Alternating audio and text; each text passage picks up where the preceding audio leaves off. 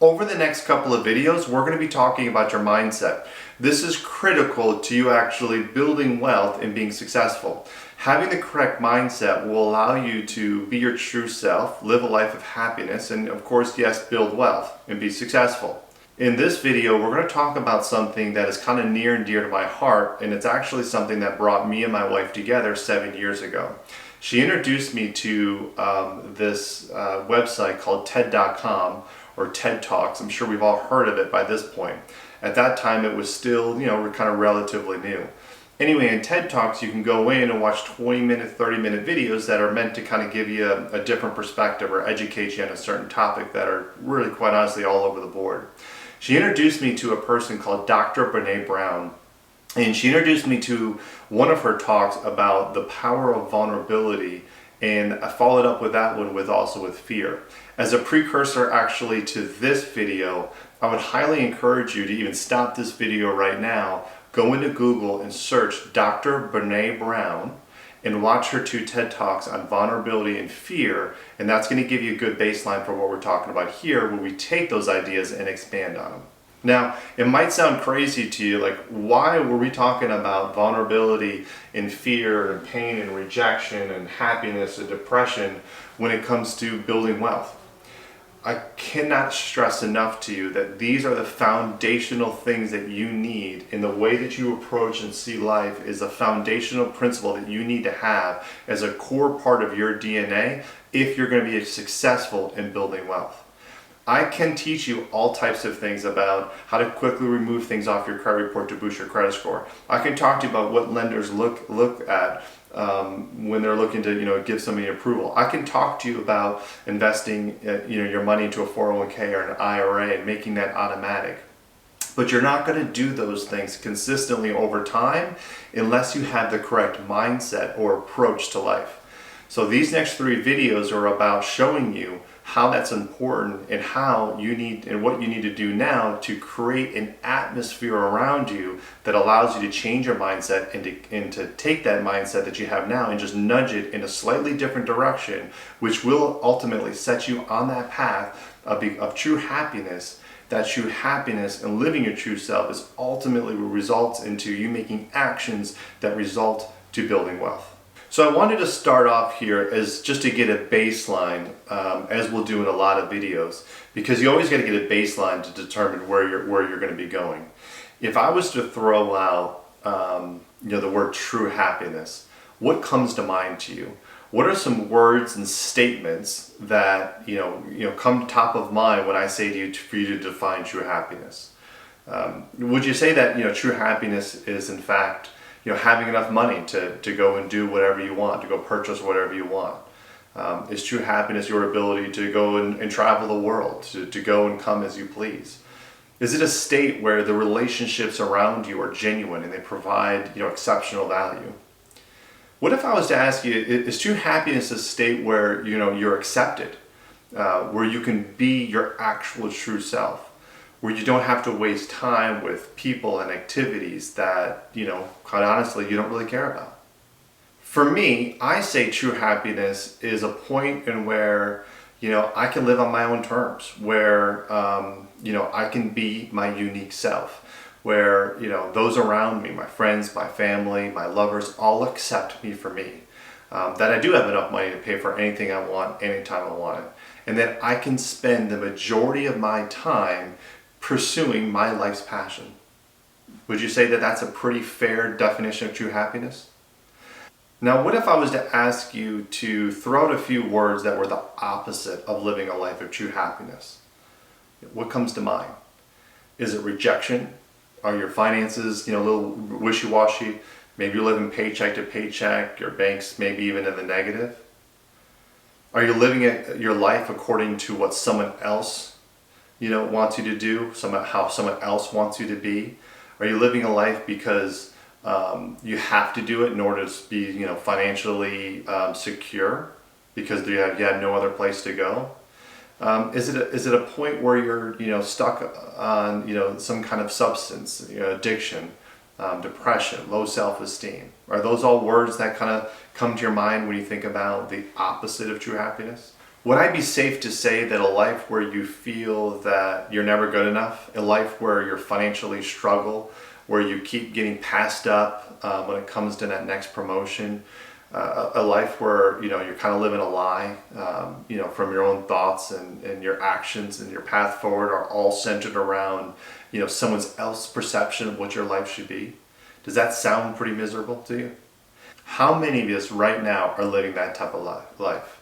How many of us are living our life of true happiness? I bet if I graphed on this board right now the people that are living a life of true happiness with those that are wealthy, there'd be a direct correlation. Now, a lot of people out there are going to say, of course, rich people are happy. Of course that people in depression and are upset and are not living the life they want to don't have money. And the people that have lots of money are completely happy. The truth is, it's not money that makes you happy. It's just that the mindset that you need to project you from nothing or from an okay life to a great life is the same mindset that one needs to live a life of true happiness. So I have another question for you.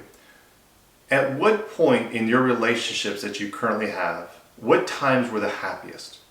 Was it in the beginning of the relationship, the middle, or potentially to the end if you lost that relationship? For the most people, it's the beginning of that relationship or potentially the end of that relationship that gives them the most happiness. And the reason why is in the beginning, you're not thinking about it. In the beginning part of the relationships, what are we? We're silly, we kind of live in the moment. If it's, a romantic relationship, there's times in that beginning of the relationship where society just seems to, fade away and you're just living in the moment. What about in the middle of that particular relationship, in the mundaneness of it, the day-to-day? How is that? It's pretty bland, right?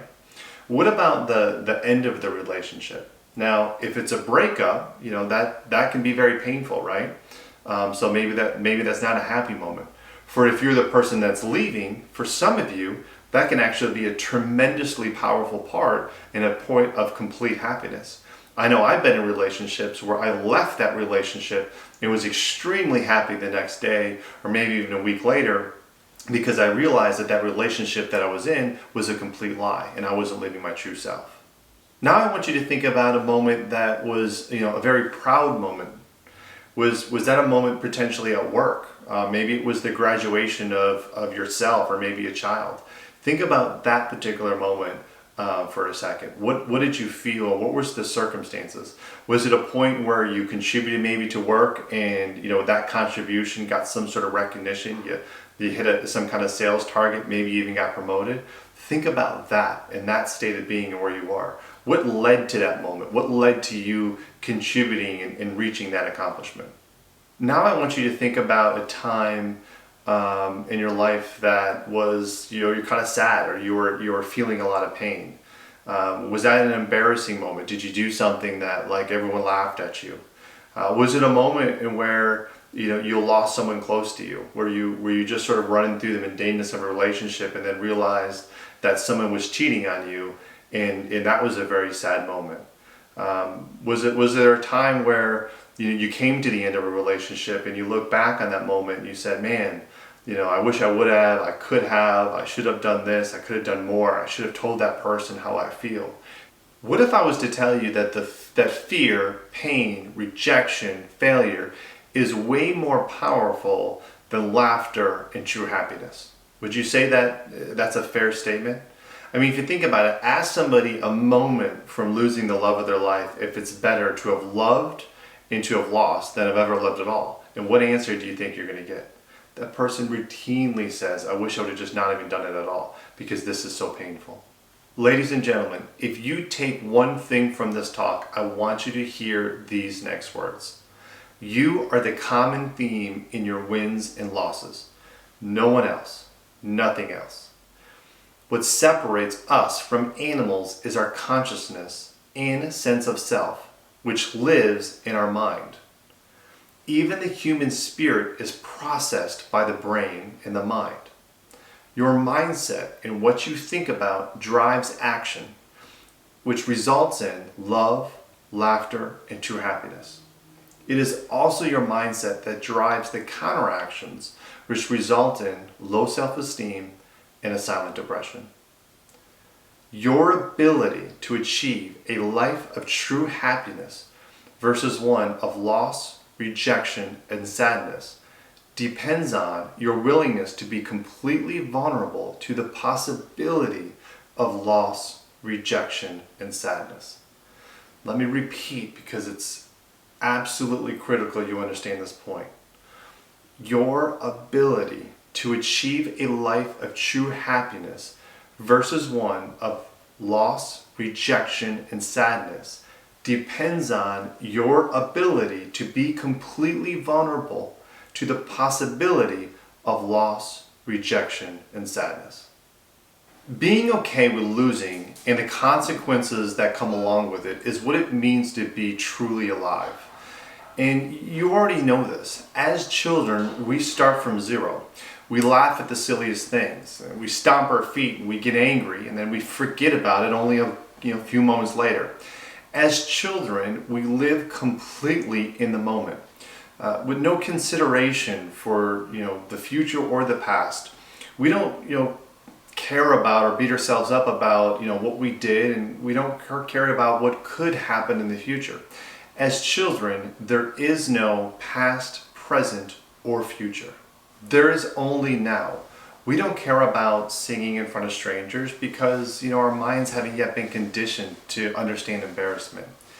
In the beginning of our relationships as adults, we also live in the now. This is actually when we are open to vulnerability. And let me kind of explain that to you.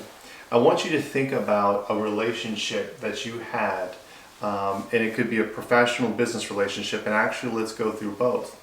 In the beginning relationship, and I'm not talking about one of those relationships where you're head over heels and it's love at first sight, because in those relationships you immediately attach value to that thing and you're worried about losing it, which we're going to cover in a second.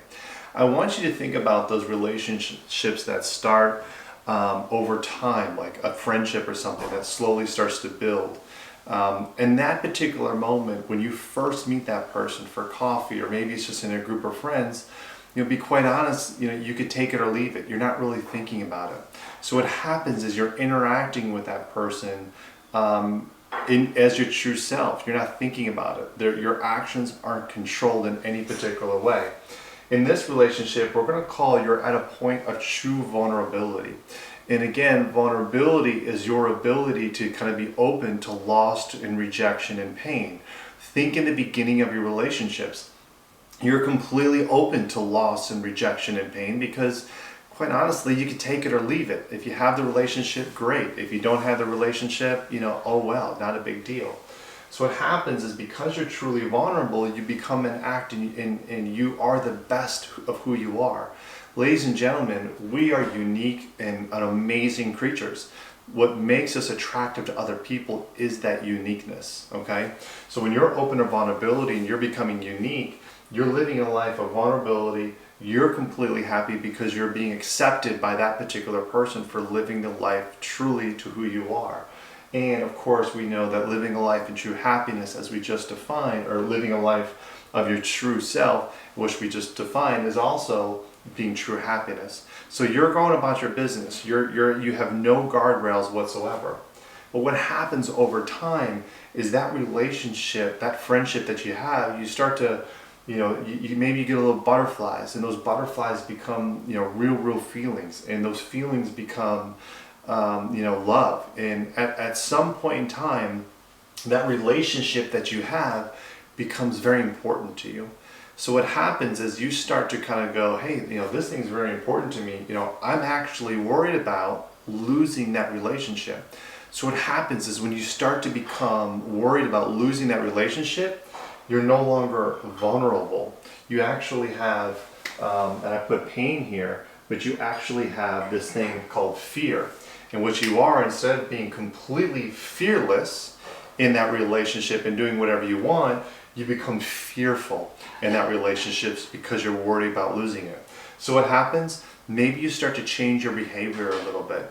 Maybe you start to do just even the smallest things a little bit differently than you would have. And the problem is that in any relationship that starts out in the beginning, you're one type of person.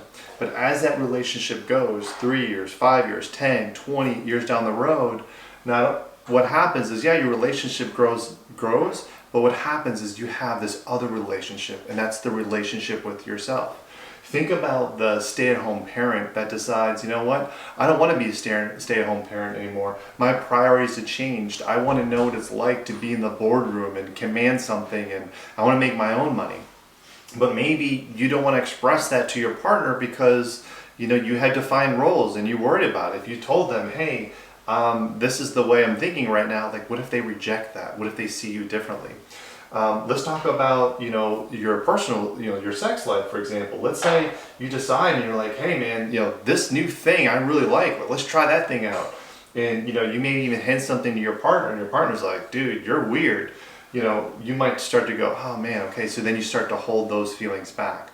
Using some different examples here, but you can think about your own situation. Has there ever been a time where in the beginning you felt pretty good and you're kind of living your true self, and then 3, 4, 5 years later you woke up and you're like, man, like I'm not living my true self anymore. I'm kind of living my fake self. Because what happens is you're so worried about losing that particular individual that you're actually start to look at them and you go, well, I got to do what they want me to do. Well, how do they want me to live and act? Because I want to make sure that they love me. What you miss is you're not worried about, and you forgot that you need to love yourself first.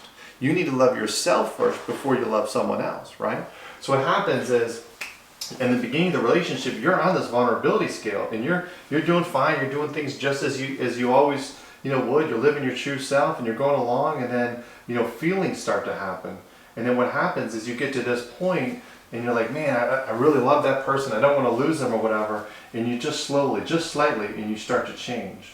And as you change, you go down to the bottom of this curve right here, and you start to live this lie. You live fake self. And I think we've all probably been there. And if you haven't been there, you're probably just not old enough. But there are definitely moments in your life where you're like, listen, I'm not living who I want to live. Like I want to travel the world and I haven't gone any place in a year. I want to go and do, fill in the blank, and I haven't done that. Why haven't you done that? Because somewhere in your life, there's some part that you're not taking action because you're fearing of the results. You're fearing the pain and the rejection of what happens.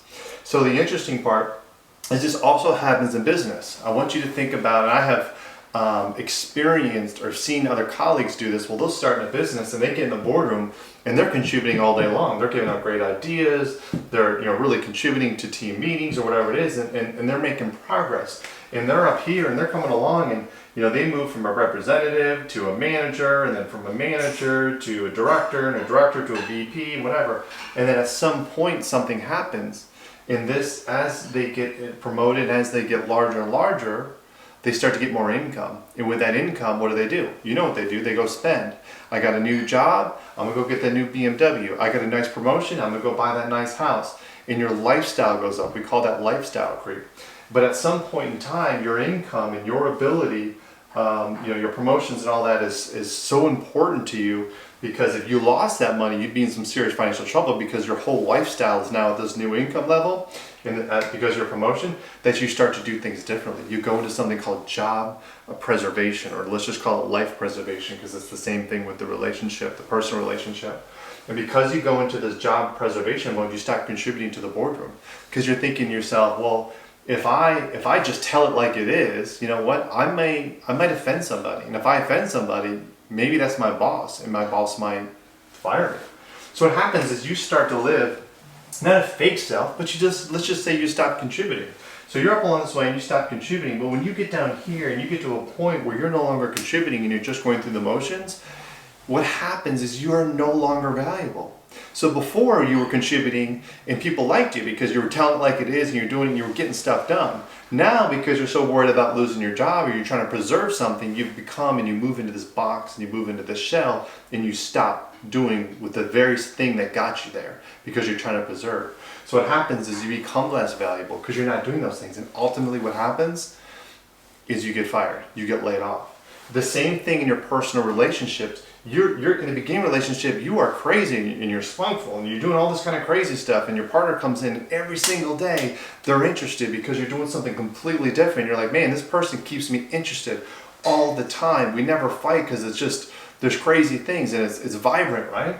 But then as things start to happen and you become someone else, it's not even necessarily your partner that loses you, because you're living your fake self. You're living exactly the way your partner wants you to live. But you leave, because what happens is you live in your fake self. You remember what it was like to live your true self. And you're probably living your true self every single time you're not around that partner. So when you're at home, you're living your fake self. But when you go out to the business world or you're going to work, you live your true self.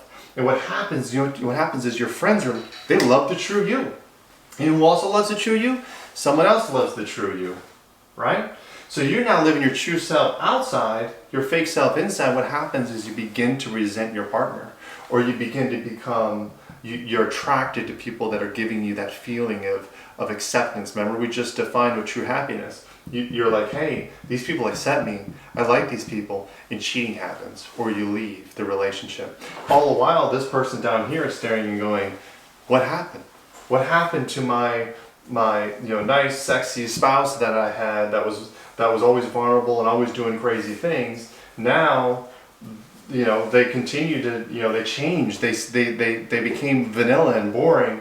And then they look back and said, it was my fault that I changed them. But really, it may not even be the fact. It could have been all in your mind, simply because at the beginning of the relationship you didn't have value, and when you put value on something, then you're worried about losing it. So you do every single thing you can to lose it, and you go into self-preservation mode.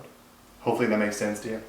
The cool thing is, and this is why we're covering this, is when you're talking about living your true self and your true life, there's two things that help you out with that. Positive reinforcement, or you can even say results. We'll talk about that in the next video. Or fear is what takes you down to this point of pain and rejection and the silent depression, we call it, because you're just sad. Positive reinforcement keeps you up in this point of becoming vulnerable. When you're vulnerable and people reward you for it, you continue to be vulnerable. That's a simple concept for everybody to understand.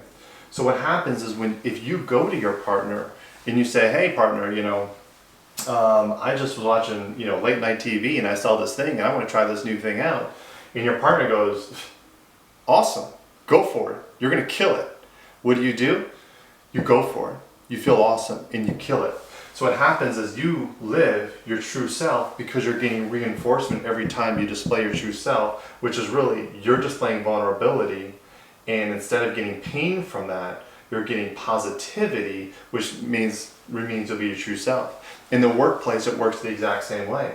If you're contributing and you're contributing, and every single time you contribute, even if the contribution is not important or you're wrong, if someone says to you, hey,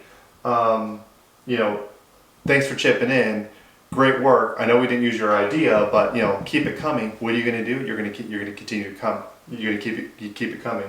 If you have a culture inside your organization that is about always contributing and that fosters, you're going to have your employees and they're going to stay there. On the flip side, if your partner comes to you and says, hey, I want to try out this new thing, and you're like, ugh, whatever, they think you're judging them. In judgment, they're going to think you don't like them. And if they don't think you're going to like them, they're going to fear of you losing them, and they immediately stop doing with the thing that they wanted to do, which is ultimately living their fake self. And the same thing in business. If you contribute, you're like, hey, I got this great idea, and your boss is like, you're an idiot, stop talking in the office, you know what's going to happen? You're going to stop contributing. And you're going to stop contributing, and you're going to end up obviously down here and not be very satisfied for it. So your ability to be positive matters. Now, in business, and this we're going to get to it, this is the exact same thing. If I told you right now to take $40,000 of your money and I want you to go ahead and throw it into a real estate investment, some of you would be like, okay, great, this guy's successful, he's done it, I'll listen to him, I'll go do it.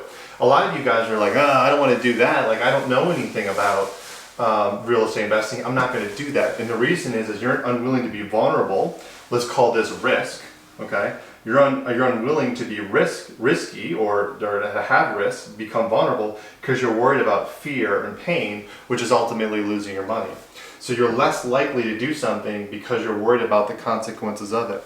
So you know why people don't act in business? Why you have this idea and you write down plans and you're doing all this thing to get that new startup and you never launch it? The reason is because you're down here and you're centered on pain. You're like, hey, what's going to happen if I go and I do this business and it doesn't work out? Pain. What happens? I could lose some money. Pain. So you have a lot of fear and pain, and you never get off the ground. You never get off here because you're worried about what? Losing money, losing your wealth, losing family, whatever it is. You can put it all into your own mind.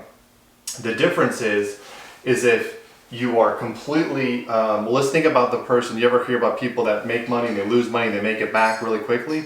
The reason why is because they've actually been up here, they've become vulnerable, they did whatever business, they made a lot of money, so they're up here in this realm, and what happens is their business fails and they go right down.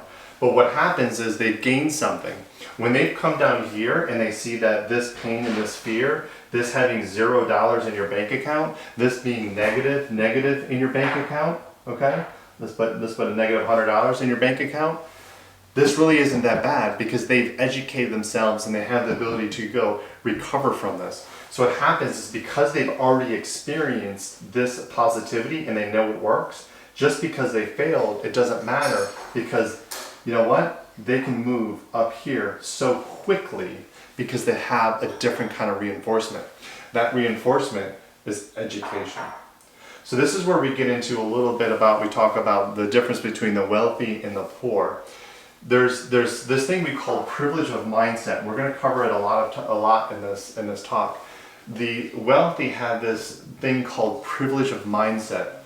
And basically what that means is they're given education or wealth, or they have an experience that someone that's living paycheck to paycheck doesn't have necessarily, and they have wealth. And that helps in two different reasons. One, risk is really just a condition of being unprepared. So I look at that investment of $40,000 into real estate and I go, that's really risky. It's risky because you've never done it before, and you've never done it before because you've never experienced it, and you haven't experienced it, you've never done it before, so it seems really risky to you. I've done multiple, dozens of deals already. And honestly, when I go into a real estate transaction, for me, it doesn't feel really risky. It feels pretty straightforward. In fact, it looks like probably one of the best things you can put your money in right now. Not recommending you put your money in there quite yet. But the point is for me, it doesn't seem risky. It doesn't seem risky because I have experience in the education. If I go in and I invested a bunch of money in Bitcoin, well, I'd studied a lot of Bitcoin, I know trading, so it doesn't seem very risky for me because I understood the market. If you didn't know a lot about Bitcoin, you probably were a little bit worried about putting money into it, 2 years ago, and you lost out on some huge gains. So the point is that if you have education, if you're wealthy, you have a certain level of education. What I mean by that is your experience that you have, because everything you saw, read, and experienced growing up, your parents were wealthy, your parents owned businesses, your parents saved, your parents bought real estate, your parents did all of that. When you grow up, you're so much more likely to go do that. So you have the education experience from when you're over 3 to 4 years old. Think of my children right now, which is actually why I made this course. I'm going to give them a tremendous amount of education with that when they come on to 18, the experience that they're going to do actually much earlier than that when they're 14 and 15, what they're going to do at 14 and 15 is completely different than what a child from a parents that are living paycheck to paycheck is going to do. So hopefully you guys understand that. So what happens is because they have the education, they can become vulnerable and take on more risk, which again is not really risk, but they can become vulnerable because they're not worried about pain and fear because they already know it's going to work because they have the education behind it. Now, education is two different ways. Education is books, right? Like courses like this that give you an education, they empower you to go do something. But education is also something else. Education is also experience. So from your parents, you might get education of like books and stuff. You see them doing it, but you haven't experienced it. But you have enough knowledge of seeing it, and you're seeing results that other people are getting, that you're like, oh, okay, I'll go do that. And then once you do that, you've experienced that, like, hey, this isn't a big deal. Like if I put $10,000 into a business and I lose it all and I have to move on and go to a crappy apartment, like I don't really care because like living in an apartment's not that big of a deal. Like I'll just I'll just build it back up. So you become okay with investing and doing all that type of stuff. So there's another side that the wealthy give their children, and this privilege of mindset that's important, and that's wealth. And this is true privilege here, but it's plain and simple. If your bank account looks like this, right? And you're like, hey, I'm gonna put $10,000 into Bitcoin when it was $2,000, you're like, yeah, 2,000, I still have 990,000. So I have $1 million. I'm gonna go ahead and drop $10,000 in Bitcoin, buy me 5 Bitcoins back in 2016 when they're at 2,000. You're like, who cares? Like, I got $1 million, I put down 10,000, I'm gonna get 990,000. It's basically like the same money. Actually, if I just keep that in an IRA, I'll have my $1 million back by the end of the year anyway. Sure, I'll throw 10 grand. So what happens is this person throws 10 grand in Bitcoin back in the day at 2,000. Well, we all know what Bitcoin went up to, right? It went to 20,000, which means that it just had another zero. So that 10,000 made 100,000. And what happened? The rich got richer. So the rich got richer because they already start with wealth. And because they start with wealth, they're not worried about vulnerability or risk because they're like, it doesn't really matter. They have that privilege of doing that. On the flip side, if you only have $10,000 to your name, and if I said to you, hey, put $10,000 in the Bitcoin at 2,000, and honestly, it could go to zero tomorrow, or it could go up to 100,000. Who the hell knows? You're not likely to take that because your fear is that if I don't have that 10,000, my bank accounts may be negative. Maybe I get, lose my family, or I lose my house, or whatever it is. So the point here on this pain, we call it the pain avoidance curve, is that your ability, remember the statement I just said, your ability to be okay with being vulnerable your ability or capability to become vulnerable, in the idea of you being okay with pain, fear, loss, rejection, going to zero, losing all your money, whatever, is directly related to your ability to live a life of true happiness and to live one of your true self. And this is, and I'll just recap and I'll stop with this. Think about that. If I'm vulnerable in the beginning of a relationship, I'm starting a business and I have nothing to my name, I have nothing to lose, I'm living on a couch in someone else's house, like honestly, I got nothing. The only thing I have is the ability to go up because I'm basically down here. I got nothing. I can only go up. So what do? You take massive action and you start up, you become vulnerable. You're actually okay with losing because you don't have anything to lose. This is why it's powerful to start from ground zero. So if you have nothing in your name, you're actually in the best spot. If you become vulnerable, you will get results if you're taking massive action. Even if you lose a little bit, even if you're getting results and you go down, by just educating yourself a little bit more, taking this education, which is reinforcement, you'll go back up because you're going to constantly keep moving and keep acting. They'll say it's just important for you just to show up. Action is 90% of the game, and it's true. If you're okay with doing something, so you're like, you know what? I am going to take that money and I am going to put it into Bitcoin. You would have walked away, if you had $10,000, you would have walked away a year later with $100,000 in your account because you were vulnerable and okay with losing it all. That's how you make big gains. If you were in there and you said, in this relationship, you know what, they may love me or hate me, but I'm just going to be my true self and I'm going to do whatever I want to do. I don't care. I'm not changing myself for nothing. And you become vulnerable, you're going to end up being happier. And because you have that energy, because you're happy, because you're smiling every single day, your partner loves you and you continue on this particular pathway. But instead, if you sit here on this idea and fear and pain or whatever, you're going to sit down in this line for your entire life because you're worried about pain and you're worried about fear. So what happens? You always feel pain and fear. If you're sitting down here and you're planning and you're like, oh, I just need another month and I'm going to plan out that great business idea. I just need another month to save because I don't want to do this just because and you put all of this idea because you're worried about what your boss going to say if you speak up. What's going to happen if you get on stage and speak in front of somebody? Maybe people will laugh at you or whatever. What happens if I invest in and I'm not successful or whatever, I lose all my money, you're going to stay down here for the rest of your life, and you're going to live in this state of what I call silent depression. And this flip side of that, if you say, you know what, I'm going to be vulnerable. Today, starting today, I'm going to be vulnerable. I'm going to be my true self, no matter what it is. And whatever the consequences of that are, pain, fear, rejection, it doesn't matter. I'm going to keep going. What happens is you stay on this line. And that is pretty powerful. The momentum, which we'll get into later, this gap between you being happy and you being in the silent depression, if you notice that this goes, the longer that you live your true self and you come up this line, the more you have this gap of momentum. Because what happens is every time you act, you get a result. And when that result is positive, you act again and you get a result. So when you speak up at work and you get positive from it and you get promoted, you speak up more. And if you continue down that pathway and if things become valuable, you continue to do the exact same things you've always done, you'll continue down this trajectory. And the momentum that you build grows and grows and grows and grows to where pretty soon there's absolutely nothing that can stop you. And we call that unstoppable momentum. Think of your investments.